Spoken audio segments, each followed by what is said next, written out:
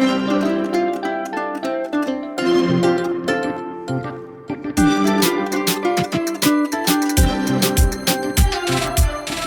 Hannah. I'm Natalie. And I'm Caitlin. Welcome to the Stride Sisters podcast. On today's episode, it's that time of year again. We got the Princess Half Marathon Weekend 2025 medal reveal. Oh, and Black Friday is just around the corner.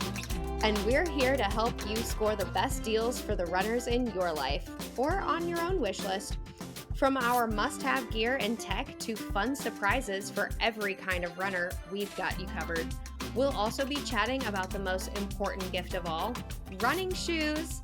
Whether you're shopping for yourself or someone else, we'll share tips on finding deals, getting fitted for the perfect pair, and why investing in the right shoes is always worth it. So, lace up your shoes and step into the magic with us.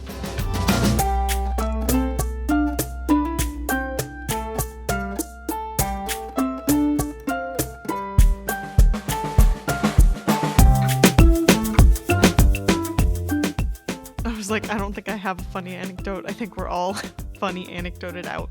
We have finally hit the truly tough times when it comes to balancing life and marathon training. And work. Yep.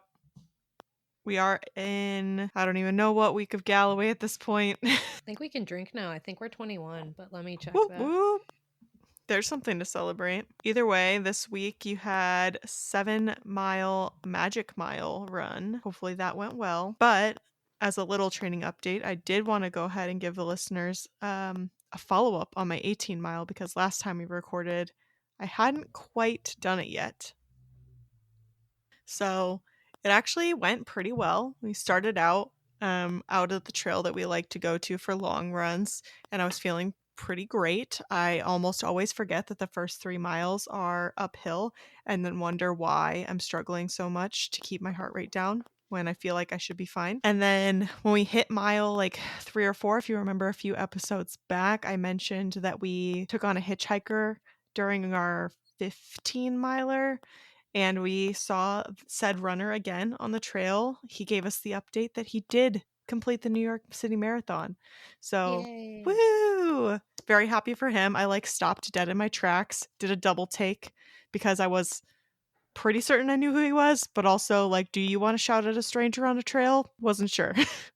And then when I did the double take, he was still staring at me. Then we were pretty confident and I did shout at him, "Hey, I ran with you." And that's how we got reconnected. He went off. He was running a much shorter distance, post marathon, and so he sped on by after that. And around mile 6 or 7, I unfortunately started to notice a mild hot feeling coming from my big right toe.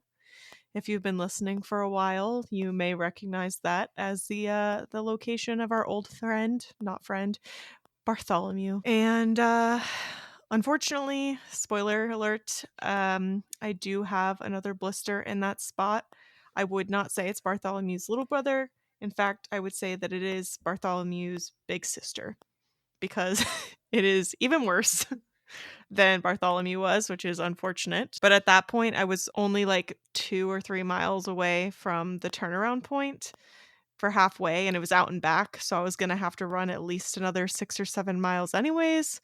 So I decided to forge ahead. That was pretty good. By the time we made it to mile 10, even though I could feel that hot feeling, and I just knew there was a blister there, I had sort of been able to filter it out. It wasn't really affecting my run in any kind of conscious way. And I met another runner on the trail. This trail is really good for that. Everyone's very friendly. And he told me that he had run 53 marathons already. And he was planning on doing New York this year, but ended up having to postpone because of a surgery he had to have. He'll be running that next year, and he thinks it's going to be his final marathon, which was sad, but also you could see how excited and passionate he was about running. And I really hope I can be like him someday, that I will still be wanting to run marathons when I'm in my 60s, and that I'll still be out on the trail talking to the new young runners who are just discovering their journey. So that was pretty cool. Then finally we made it to mile 16, and that is when my blister decided it had had enough. This is probably more like a gross pre-warning trigger, maybe skip ahead a little bit.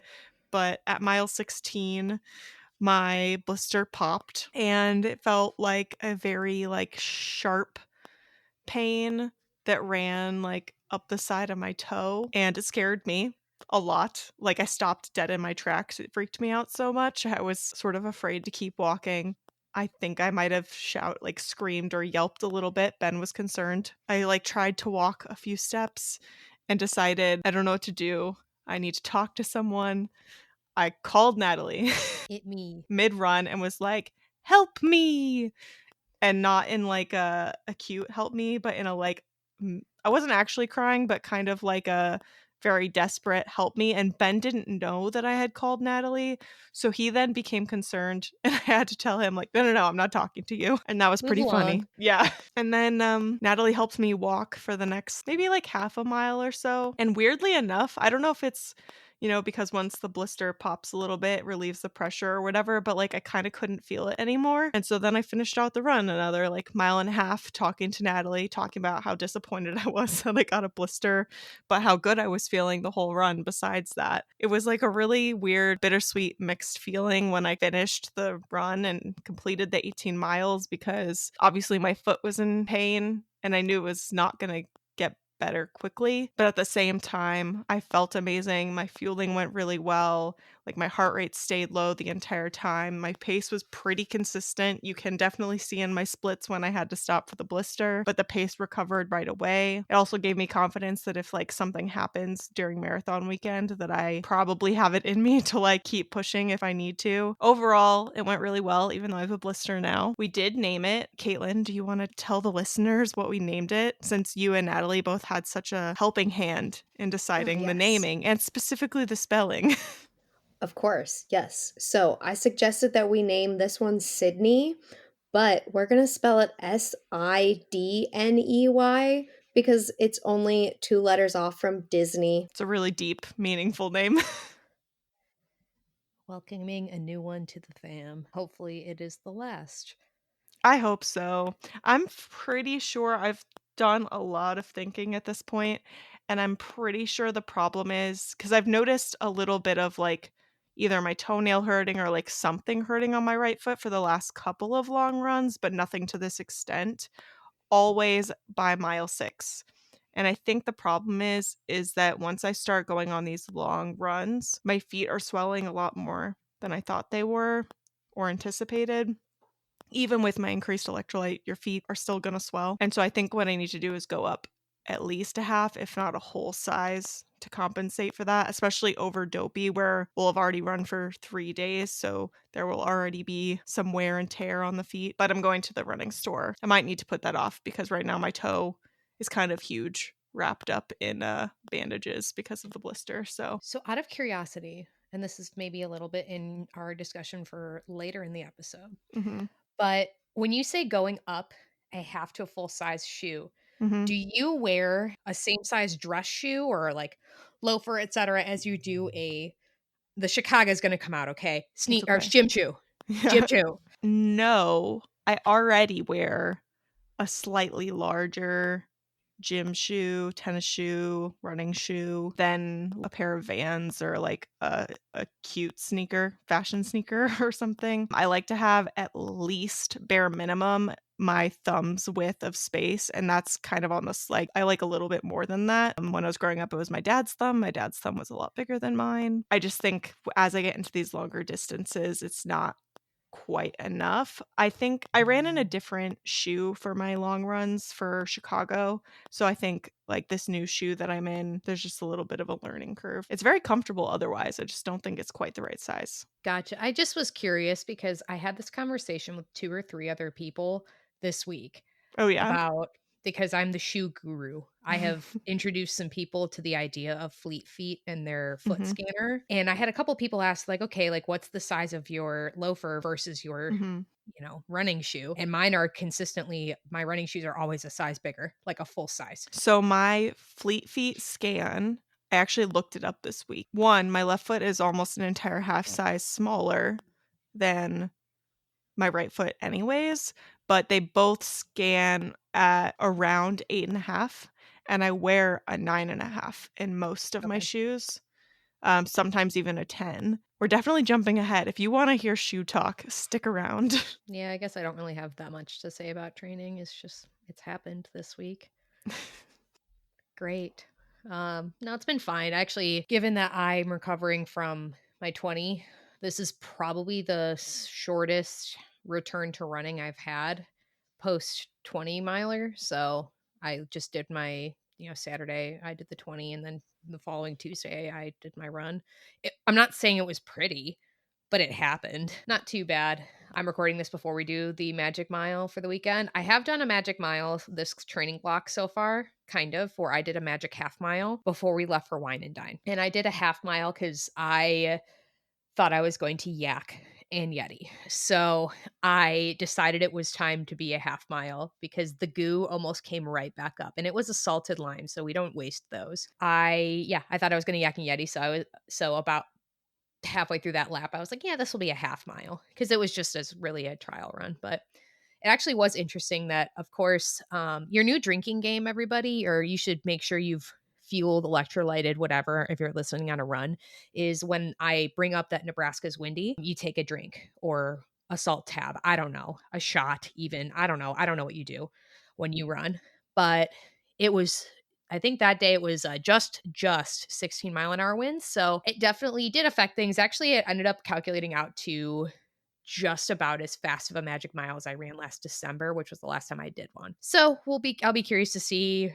I'm not going to find a non-windy day, but a little bit more normal of a day to do another Magic Mile on. And hopefully you, the listener, know more than I do what the status of that is. Well, I went running on Sunday because I thought maybe it'd be a good idea. And I went out there with no plan, but I did bring fuel and I did bring my hydration vest. I ended up doing 10 miles and it was really fun. I did like the Taylor Swift Eras Tour workout where I was listening to music and just belting it out the whole time that I was running. Definitely a good way to make sure you're at the right speed. Of course, yes. And I was really watching my heart rate too, keeping that in the 140s for the average. So that was nice this time. But the best part about my run is that I saw a lot of horses, and that was really cool. I live out in Kentucky in the middle of nowhere. Found a lot of horses, and I started talking to them, and they started following me on my run. So that was very entertaining. Gotta love a herd animal. Cute. You had your own little cheer squad. It was like seeing the characters on the Run Disney race, except it was like very distanced and selfie only. All right, we ready for our race countdown? We've got 43 days until Marathon Weekend 2025. We've got 65 days until Disneyland Half Marathon 2025. Your advanced dining reservation day will be coming up sometime in the next week, so keep your eyes open. Make sure you set those alarms. We've got 86 days until Princess Weekend 2025.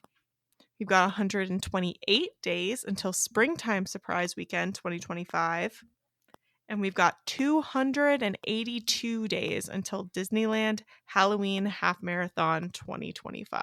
And just a reminder, if you have Club Run Disney, this week registration opens. Refer to episode 3 if you are in the general populace and you want some hot tips and tricks on how to not die during registration. Natalie, you want to cover our Disney news segment? Sure do. I'm very excited about one of our topics. I think probably the biggest news that we could talk about is the Princess Half Marathon medal reveal. The streak continues of being omniscient. Just kidding. It's just being able to predict patterns, because it's just patterns and analysis and just things I do in my spare time. But got our Princess Half Marathon weekend, so seems like it's about 90-ish days out that they are sending them. Every single medal is tied together. It's almost a gold bordering around the medal. And then inside is colored to have both the princess of the race and then the corresponding villain. For the 5K, it's Mulan. And I think it's Shan Yu. For the 10K, it's Jasmine and Jafar, her villain. For the half marathon, it's Sleeping Beauty, Aurora, and Maleficent. And then for the challenge, it is Snow White and the Evil Queen. I love these medals. They're probably my favorite cohesive set that we've had since I started doing Princess, because they remind me a lot of the first Princess I did, where I got one medal for the 10K, where they were all, well, they weren't all gold. All the challenge medals were gold. Moana was different, where it was really the heart of Te Fiti for the 5K that year in 2020. Not that I got the medal, but I did admire it on other people's necks. But every other one was gold, within the challenge, where it seems like they're more incorporating the patterns into the, like, not just what your challenge is and your each medal, looking at them all together. But what do you guys think of them? I love them. I'm very excited.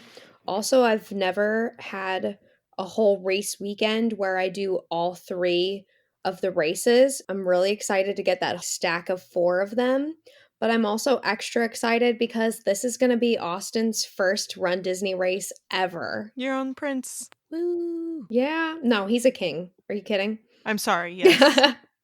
Shouldn't demote him. Is he excited? I think he's as excited as he could possibly get. He's not very gung-ho about running or exercising, and he's also not the biggest Disney fan either, but he definitely tolerates it. And when I did send him the link to the medal reveal and I was like, "Oh my gosh, look, that's going to be your 5K medal." He was like, "Oh yay, I can't wait. I'm so excited." It was very positive sounding. I'm hopeful. I think that this is going to go well. He's going to have a blast. I think he will. Even the waking up at 2 a.m. part. I think it's going to be great. I'm trying to be optimistic about it. I'm a big fan of the medals. I agree. I think it is a very cohesive set. I've seen a few things that people are not thrilled about. I didn't even think once about like any of it. My first reaction was just like, wow, these are so cute. The only thing I thought about is it is interesting that the 5K, the half, and the challenge medals are all double-sided, and the 10K does not appear to follow the same construction. It's because it looks like it's one-sided and it has both Jasmine and Jafar on the front, right? Yeah, that's right, but that doesn't really upset me, and I do love theme. It doesn't bother me. It's just an interesting choice, I think. I feel like when you're talking to your manufacturer to construct something like this, it's probably easier to be like, they're all going to have this same construction design. One-sided metal, depending on what other effects they have going on, is also probably cheaper to manufacture than the double-sided spinner design. And I think they've had a lot of construction issues with some metals, especially this last race weekend. There was a lot of people with, was it the challenge metal that was breaking? The 10K. It's the 10K. The Tiana 10K medal, that like spinner part on the back kept falling off. Yeah, there was that one, and then they had I saw quite a few where I do think it was the challenge medal, but one of them that it was like snapping off of the ribbon. Like the ribbon wasn't tearing, but the part where the ribbon goes through was like snapping off of the medals. Everyone keep their fingers crossed. That's so interesting because I feel like this is the smallest number of complaints about medals I've ever heard. Maybe I just haven't heard complaints about chipping per se, but this is the smallest number of complaints I've heard. And when we previewed the medals for Marathon Weekend at the expo for Wine and Dine, you could definitely see a quality difference in the enamel and just like the appearance of those medals versus you could still see the medals from Princess Weekend last season. I'm hopeful. I think they're going to be really good. And you know, you don't have to take the medal. Well, no, you should take it at least, but there is a lady, and I wish I knew her name off the top of my head, who is in some of the Run Disney groups online. She collects them and then donates them to children who are going through critical illness. I will try to get her information. And because she's always, I'll put it in the show notes. But it's really, really heartwarming that she does that, like kids going through cancer treatments, just different critical illnesses. And, it helps them feel, like they have, like, even when they have a tough week with treatment. So if you really, really hate your medal, consider donating it to her because it all goes to a really good cause and like giving kids some hope. Oh, that's great. I mean, when I was initially signing up for Wine and Dine, I was like, oh man, I already have a Ratatouille medal. So what am I going to do with another one? But I do truly love my Ratatouille medal from the half this past Wine and Dine, and I would not want to give it away or trade it. So maybe you're just, you're in the moment and like they hand you a medal and you're so excited because you just accomplished something. Even the most ones I'm very whelmed by end up being treasured medals anyway, where I'll look at them, I'm like, oh, like I don't really love that one. And then I get it and I'm like, oh, this is so cute and so cool. The coast to coast ones, when that announcement came out, which I remember once they announced the coast to coast medals last year, first of all, we couldn't tell which one was the special back to back weeks one, the exclusive medal. And then we were all kind of whelmed by it. But then I got it in person. I'm like, oh, I actually quite like that. It was more of the departure from the norm of the partner statue medal I was beloved. And we had the partner statue on the back of the coast to coast one. So it's another treasured medal and it's what it stands for, which was the absolutely bananas trek coast to coast. It's about the accomplishment and the memories attached to the thing, not the thing itself. All right, what's up next, Natalie? Well, I will just love to tell you. So remember 2 weeks ago when I talked about a popcorn bucket and how a bunch of them were Disneyland exclusive? Apparently I lied, because they surprisingly dropped at Walt Disney World this week. The Sully popcorn bucket has made a surprise debut at Hollywood Studios. I think some people are speculating that the gingerbread house will also make its way to Walt Disney World. They just had to give us a treat here. We can't say Disneyland gets everything anymore. If you're looking for Sully, you can find him on the East Coast. Olga's Cantina at Hollywood Studios has debuted some new menu items. There's actually some food in a flatbread and the big cheese roll. Disneyland Olga's operates a little bit differently, where they have had more food items for the last couple of years. And it's good to see that concept come back east a little bit, because while Olga's is pretty cool, lots of out of this world beverages to enjoy, sometimes you do want like a little snack with it. So having some food is a good option. I don't have a clever segue for this, but the other ones just kind of rolled into each other. I guess it's kind of a bi-coastal thing in a way, but the final scene in Soarin' has been updated to reflect how Epcot currently looks. I guess this is not bi-coastal, because this is just for the Epcot version, because you end at Disneyland on the West Coast. RIP to the Fountain of Nations in the end scene, but you can now see all the lights up on Spaceship Earth that got installed for the 50th. You can see the World Celebration Gardens. So they finally updated the video to reflect how Epcot actually looks now. And it was one of those things, kind of like when they changed the outfits in the Carousel of Progress sometime in the last year, where they just kind of did it. They didn't announce that it was going to happen. It just kind of changed overnight.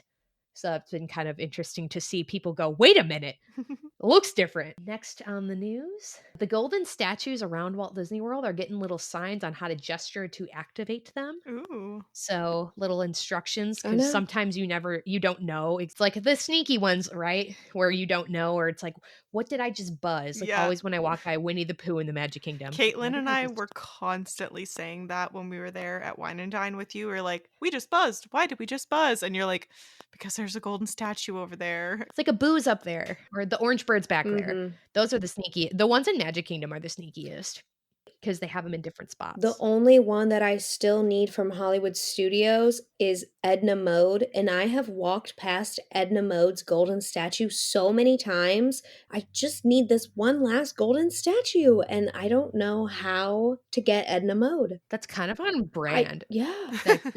Yeah. It is so She's Edna gonna make Mode. you work. Yeah. She's like, work it, girl. And our final piece of news, the farts news, is that the performers that are going to be part of the Broadway concert series have been released. I have grouped them by show, so you want to check out the Disney Parks blog for your actual like who's performing what days. One group would be the like 20th and 22nd, and then there'd be somebody else in the middle. So Patty Murin, Casey Levy, and John Riddle, all from Frozen, will be performing. Jelani Remy, Alton Fitzgerald White, and Kissy Simmons from The Lion King. Ashley Brown, Mary Poppins. Michael James Scott, Rodney Ingram, Adam Jacobs, all from Aladdin. Cara Lindsay from Newsies. And because the Wicked movie came out on Friday, I cannot not mention that she was in Wicked too. She was a Glinda on Broadway. The overlap for Princess, I will give you the dates for, though. Michael James Scott and Kissy Simmons are going to perform the 20th and 23rd of February. Rodney Ingram and Kara Lindsay will perform the 21st and 22nd. And all four names I just mentioned have a special finale on the 24th of February to end farts, which is Monday, if you're not looking at a calendar, Monday, February 24th. Last day of Festival of the Arts, day after the Princess Half Marathon, day of the Princess Yoga. So if you're trying to make your plans, booking for dining packages that get reserved seating starts on the 18th of December. All right, Caitlin, are you ready to share our new segment with the listeners? Yes, I am. Okay, so we are going to start a new segment on the podcast where each week we give you a random Disney trivia fun fact. So I actually have two this week. One I had to actually Google, and it is in honor of Natalie because her birthday is actually tomorrow. If you're listening to this, the day that the episode drops. So happy birthday, Natalie. Happy birthday, Natalie. Thank you. Join 29 Club. Today in Disney history on November 26, 2017, Ale and Compass restaurant opened at Disney's Yacht Club Resort. The first fact I had to Google, this one I've just had this one in my brain for a while. When the Imagineers were originally planning out Epcot Center in the 1980s, they had originally envisioned 20 countries to be represented in the World Showcase pavilions. And so they actually planned that out and built 20 plots of land so that they could have 20 pavilions someday, but they only opened with 9 because they couldn't get all of the countries to commit to all of the demands that Disney wanted them to do. So today we're up to 11 countries, but if Epcot had originally had 20 like that they had wanted, we could have had countries such as Australia, Costa Rica, and the Netherlands in World Showcase. I think that would be fun. Maybe we'll see them in the future. Maybe someday. That's like wishful thinking, though. That'll be the next update to Soarin'. All right, we teased earlier that we were going to be discussing some more shoe things with you, and that is true. But we will not just be lecturing you about the ins and outs of the perfect shoe. We are also going to be giving you the sweet, sweet deals that come with Black Friday. Your shoes are very much individualized to you. What works for me won't necessarily work for you. And it was not supposed to be a rhyme, but it came out that way. I mean, I think just like pure evidence of that is that none of us wear the same shoe. I don't think so. Yeah, no. All three of us wear different shoes. You want to make sure that you go get yourself fitted at a shoe store. Especially with our conversation earlier about how, again, I had that conversation several times this week of what size are your, running shoes versus your regular shoes. Because some of the people I spoke to were like, oh, you are supposed to go that far up? Like, yeah, you are. And I explained with the foot swelling, and I explained why that is the case, because it's just been ingrained since I was little of them always giving me, okay, these are the dress shoes that you'll get, and then these are the gym shoes, Chicago. So what we're saying is get fitted.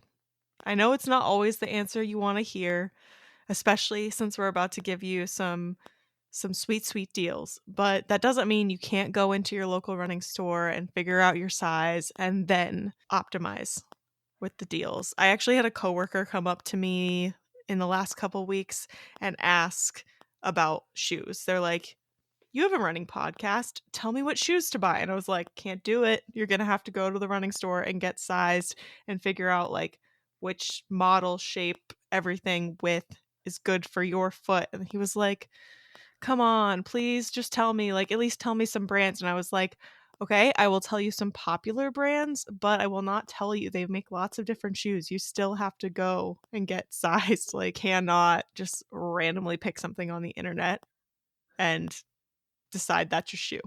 It's not the best idea.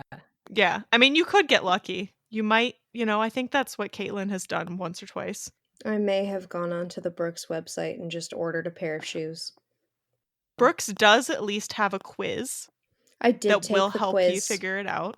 and I have been fitted before, but that was back in 2022. When I got fitted, I was fitted for Brooks Ghost shoes. I have since just gone to like a regular store, like Dick's Sporting Goods, and just bought another pair of Brooks Ghost shoes. But I also went onto the Brooks website and ordered some other model of Brooks shoes. So I would recommend is to get your foot assessed again, Yes. because I was a Brooks Ghost girl. She Really? was. I Oh was no. I had so many pairs of them.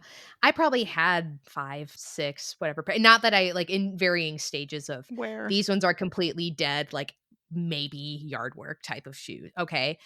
And I went in on a random day where when in midday, there was absolutely nobody in the store. So I'm like, oh, well, let's do the foot scanner thing at the Fleet Feet. And I went in and they're like, what Right. have you been running in? And I hadn't been experiencing pain or anything. So this was in 2023. So after my dopey, after Princess, after springtime. Okay. And I go in, I'm like, well, they're like, you've been running in Brooks Ghost. I'm like, yeah. They're like, that's probably based on what your foot needs. My foot is as flat as a pancake, by the way. No arch whatsoever. Like, I went to Catholic school and through high school, and I had a special pass to wear gym shoes because I had such severe orthotics that they wouldn't fit into dress shoes. Okay. It's a flipper down there. I'm not showing pictures. Those aren't for free. And they said to me, this is probably the worst type of shoe for you because you need a lot more stability. And I'm like, are we talking my life or what? But I ended up switching to Brooks Adrenalines. I remember they brought out 3 pairs of shoes. Hoka's were one of them, and I don't remember the model because, again, it did not shatter me. That's dramatic, but like it like rocked my little brain, right? Where I was just such a I was a Brooks Ghost loyalist. And the pair of shoes that I got, they've been downgraded to only like weekday runs / walks, but I've put 375 miles on them versus my Ghosts. My last couple pairs of Ghosts are a lot more dead. And those, again, are mostly shorter efforts at this point with about 200 miles a piece on them. I almost have gotten double the mileage out of it, and I still have good tread. The cushioning is starting to go a little bit on the Adrenalines, but I almost have gotten double the amount of life out of the shoe. Had something that is right for me. Mm-hmm. And I'm not going to say that I promise that that's what's going to happen. It's going to be magic. And obviously, I also know that sometimes they change when they change between models. That's another good reason to get resized and refit. Because sometimes that's another heartbreak that you have, is that something they do in between 22 and 23 just doesn't go right. Make sure you get what's going to be right for you and spend the time if you can. People at shoe stores are usually pretty knowledgeable. They want to help you find you the shoe that's right for you. Because especially also if you get it from a shoe store, a lot of them, like Fleet Feet, have a return policy, is that if you don't love it and it doesn't work for your shoe, like within reason, like you can't put 300 miles on it and then go, I don't like the shoe no more. But if it doesn't work for you, you can return it to them and swap out for something else and kind of just note what's working for you and what's not. So now is probably not the time to change your shoe brand completely. If you're running marathon weekend, and we are way too few weeks away. Yeah, do not just go buying a new shoe because it's on sale. I do tend to buy shoes around Black Friday, and I will be partaking. I have not bought shoes since last Black Friday, everybody. Wow. I bought a couple pairs of Adrenalines, left them in the box, and they've been implemented this fall. That a hot new bombshell has entered the villa. It's probably not the moved, but like to get a completely new, like I wouldn't switch to Hoka's before, unless you're having like serious problems with your shoe, and this just happens to coincide with that. But still kind of risky behavior. A lot of the times these days, it's more about breaking your foot into the shoe than it is truly breaking a shoe in and making sure your shoe and the foot are friends. Yeah. A shoe that fits well doesn't need to be broken in. You just probably have to figure out how to lace it. That too. And I don't do a lot of experimenting with lacing, to be quite honest with you. I see all these different charts and I'm like, okay, I'll keep that in mind for some other time, but I've never had to really adjust that too much besides maybe like tightening and loosening, etc.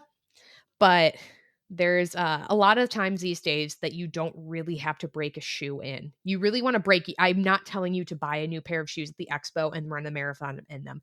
Please do not take that out of my sentence. You want to do a couple test runs in them. Again, make sure you and the shoe are friends. Mm-hmm.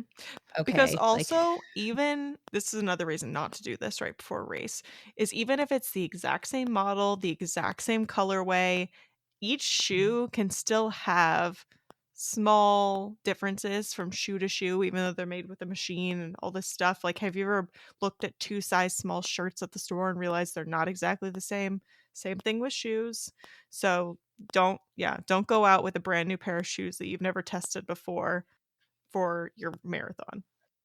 Our like 2 dude listeners are like, what does that mean? Like our clothes are consistently sized. Ha ha ha. Girl clothes are not. I still feel like even for Ben, when we go to like we go to the Nike outlet or whatever, because no one needs to be buying that full price.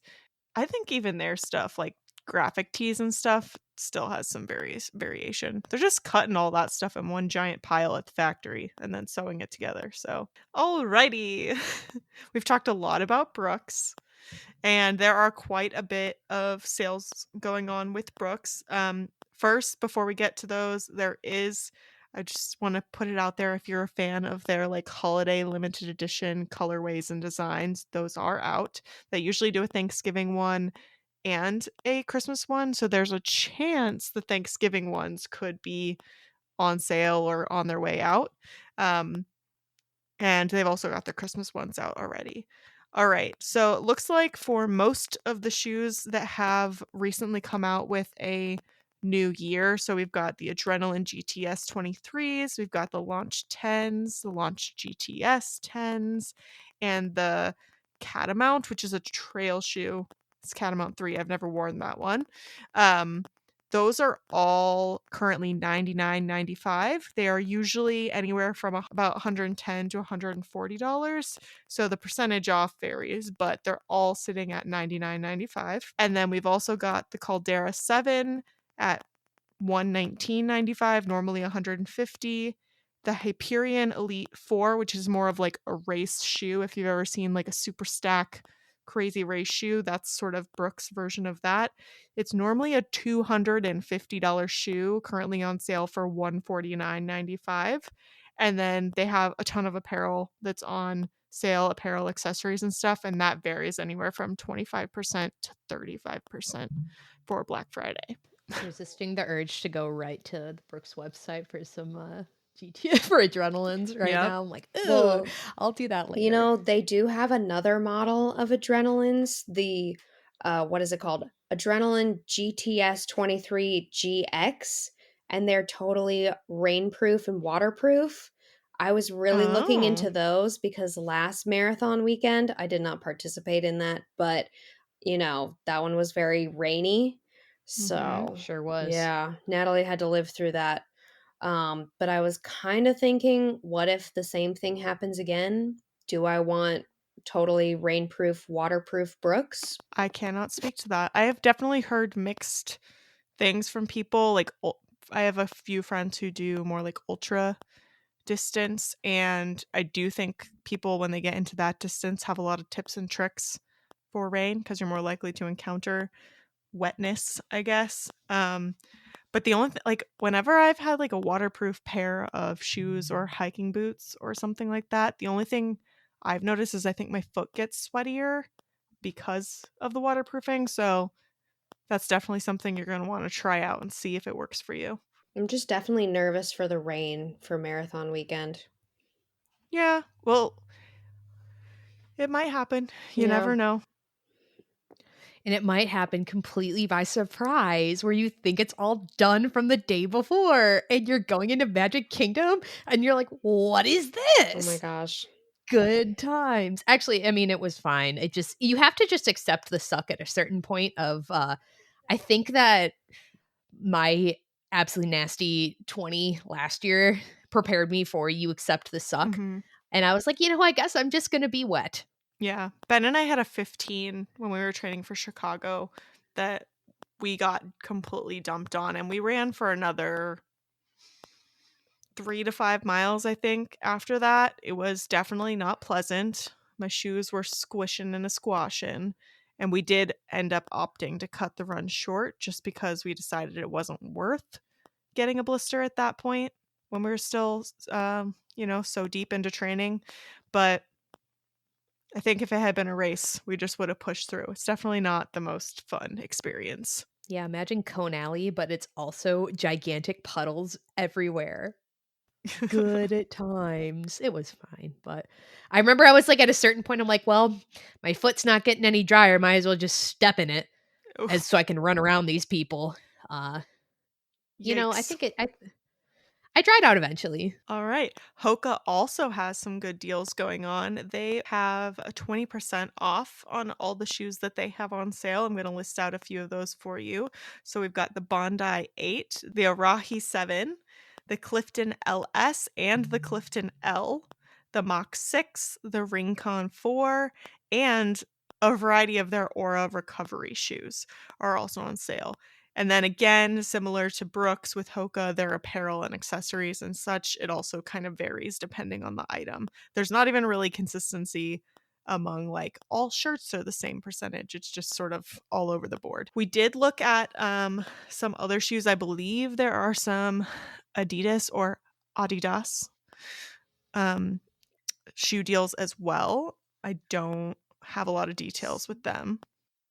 Saucony is running a 25% off sale with the code CHEER for Ooh. a lot of their different shoes. I'll have to let Ben know. That's Ben's shoe.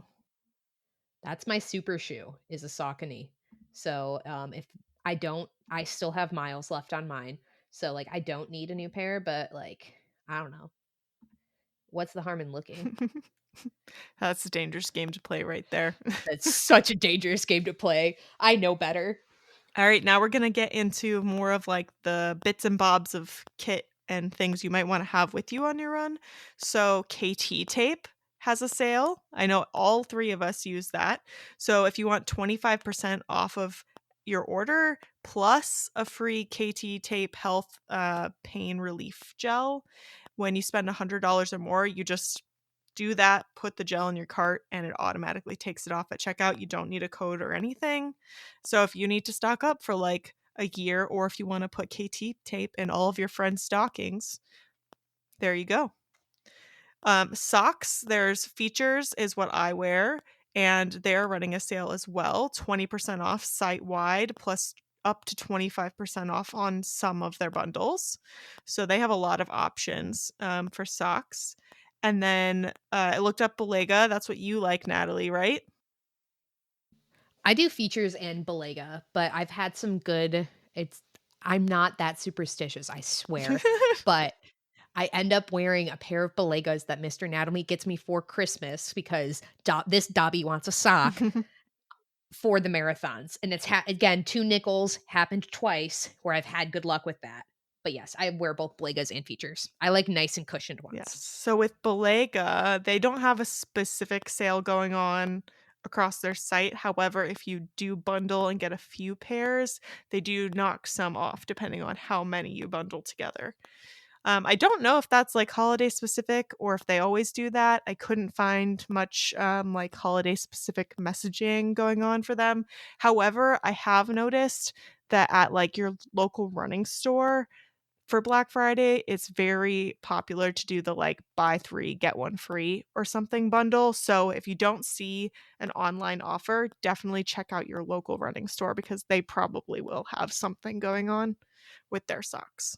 And that's usually when I buy all my socks. I wait for my local running store to have a sale and buy a bunch. And then for fuel, a lot of the individual brands don't appear to have sales going on. However, if you have not tried out the feed before, none of us have like affiliate links or anything, but I really like it. It's where I get a lot of my fuel. They do have sales going on across the site. Again, it varies by brand. Some of them, they are sort of filtering through, and they spotlight, and it changes day to day, but I would definitely take a look there to see what your options are. If you're looking for a new vest for hydration, Nathan Sports has a couple of different vest designs lines that are on sale for the holiday. They also have some bottles and a variety of like sling bags that are in their sales section. One of them I am seriously considering because it's normally like $130 and I think it's $95 right now.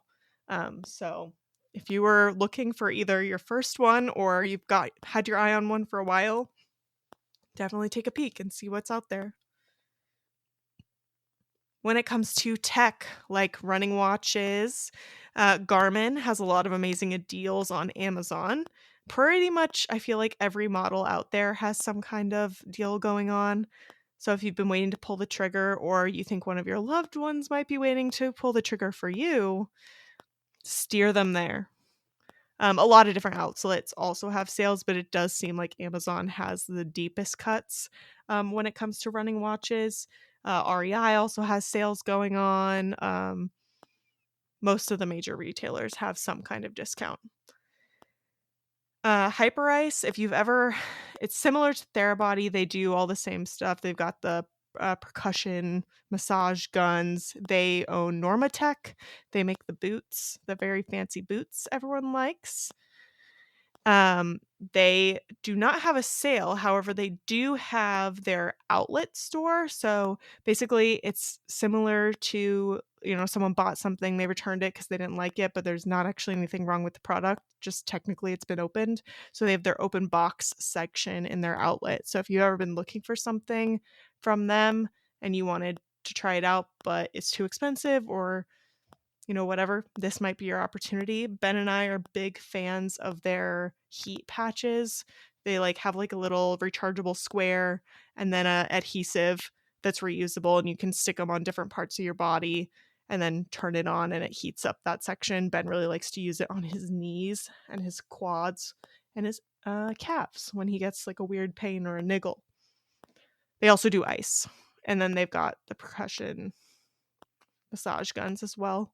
Therabody, I looked, they don't have any of the deals, but Costco sells one from Sharper Image, which I thought had gone out of business when I was a kid, but maybe not. And that one seems to be pretty affordable. I think that one's under $100. One more piece of like tech-ish. Mm-hmm. Noxgear, it seems like they are having a pretty solid site-wide sale. Mm-hmm.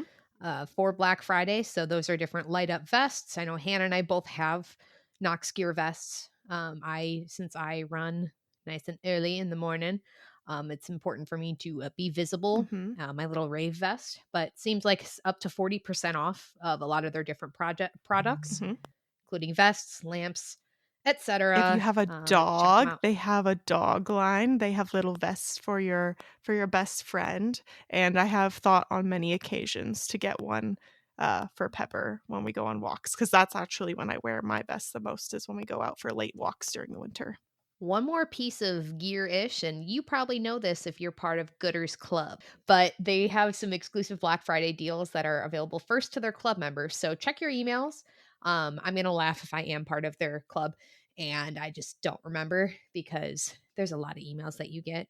And then one last thing that's not necessarily running related, but it's Run Disney related because it's your park tickets. So Undercover Tourists is selling adult tickets at child prices on both coasts. So if you have not yet gotten your Walt Disney World tickets, if you're not yet gotten your Disneyland tickets, because that's just about a little over 60 days away, make sure you check out the sale. You can save a good chunk of money buying your tickets that way. And they are an authorized third-party reseller of tickets. So it's not, meeting somebody on a corner who says that they have Disney tickets for $49.99. Disney Undercover Tourist has a partnership with Disney. So, and as someone who has bought adult tickets at child price, I can tell you that they work. Same. Same. I like getting my tickets that away because it's a decent amount of money that you can save. That's how I will be purchasing Ben's tickets for Marathon Weekend. Exactly. And then for some Run Disney small shops that I wanted to pull out, and if you're part of Crowned Army, you know this already. You don't need me to tell you this. But if for some reason you've been waiting on the edge of your seat to maybe try out some Crowned Athletics, they started their Black Friday sale, 30% off on the 21st of November. It runs through December 2nd. 30% off pretty much site wide. Other times of the year, you can get 10% off with Caitlin's code in her Instagram bio. So save that for, later. Yes. Zippity Tees. Black Friday, I know that they've said on stories, will show some limited quantities of some of the older designs. So, like the 2024 Marathon Weekend designs, some of the older Run Disney designs. So keep an eye out for when they open the shop. And there's definitely some that we haven't quite gotten the full announcement of what Black Friday is going to look like from some small shops like Enchanted. I know I don't exactly know exactly what they're doing for Black Friday, but I know that they do Black Friday big. Like I stock up on skirts for Black Friday. So I'm waiting on the edge of my seat, waiting on the edge of my email for some information for email subscribers on that too. Any other small shops you guys have seen that have some different sales going on?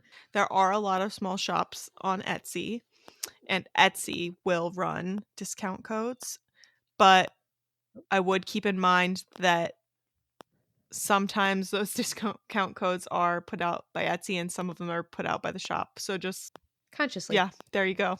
Do that.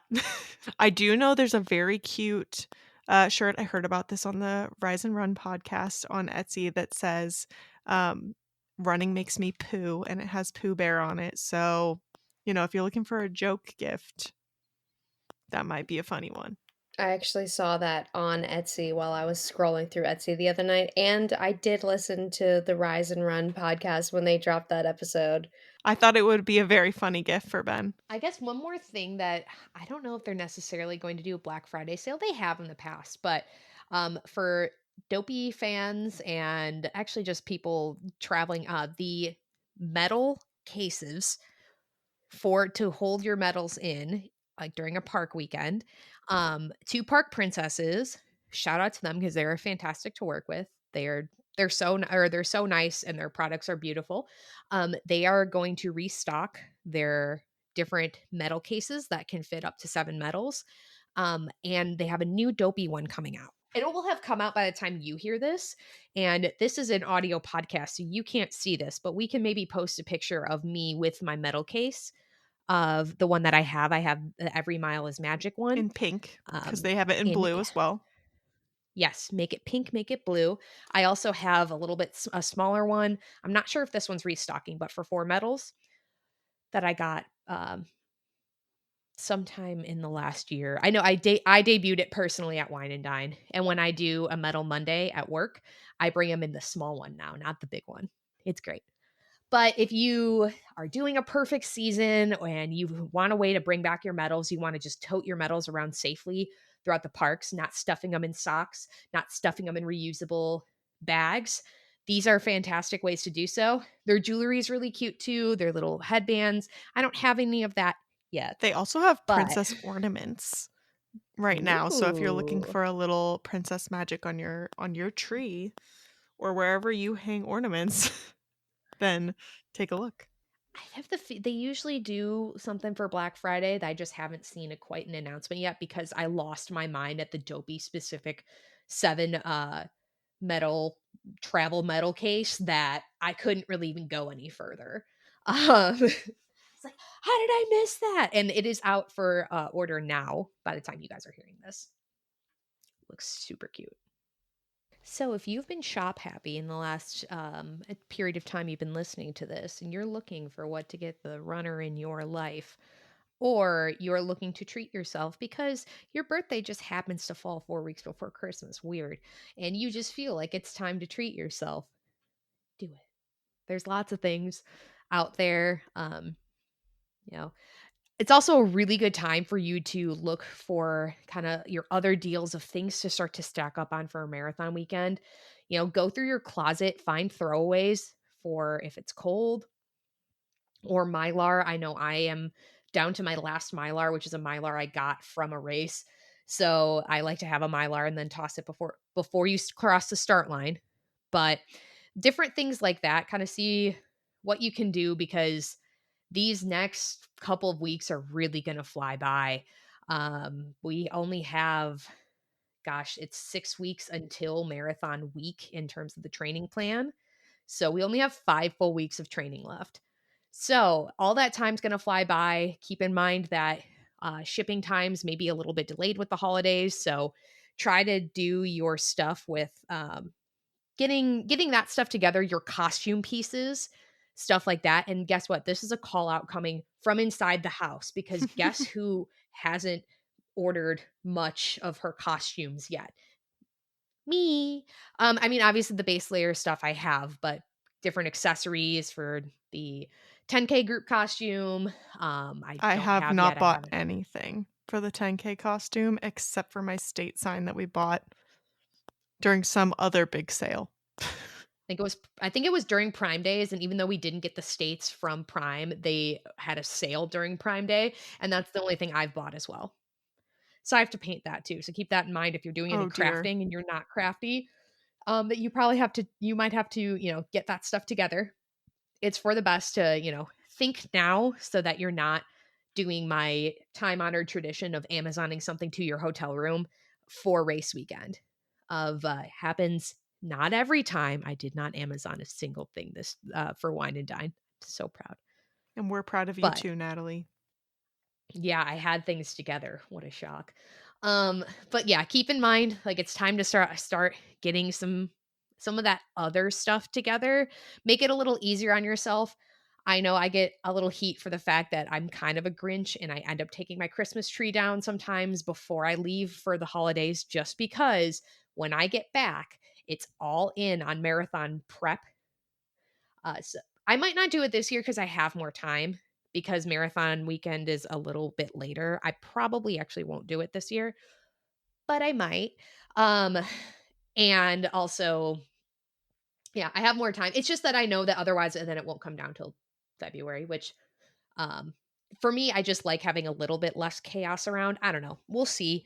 If you're listening from sometime in the future and sometime in 2025, hello, first of all. Secondly, let me know what I did, because I don't know. But just kind of reduce the chaos to the point where you can, because just things get crazy and then all of a sudden you're leaving for marathon weekend in 3 days. So don't be me running around like a headless chicken, driving around like a headless chicken, seeking Mylar. Kind of try to handle it now, and Black Friday is a really good opportunity to do that. If you enjoy listening to our show, please leave us a review and a 5-star rating. We love reading your reviews out loud. You might even be featured on a future podcast episode. We've also started a community spotlight on our Instagram at Stride Sisters Podcast. If you want to be featured for a Medal Monday, a Finish Line Friday, or any other accomplishment that you want to celebrate, please send us a picture via our social media platforms or our email. All the ways to connect with us can be found in the show notes. Thanks for listening. Until our next adventure, we're wishing you endless miles of magic and memories. See you next time.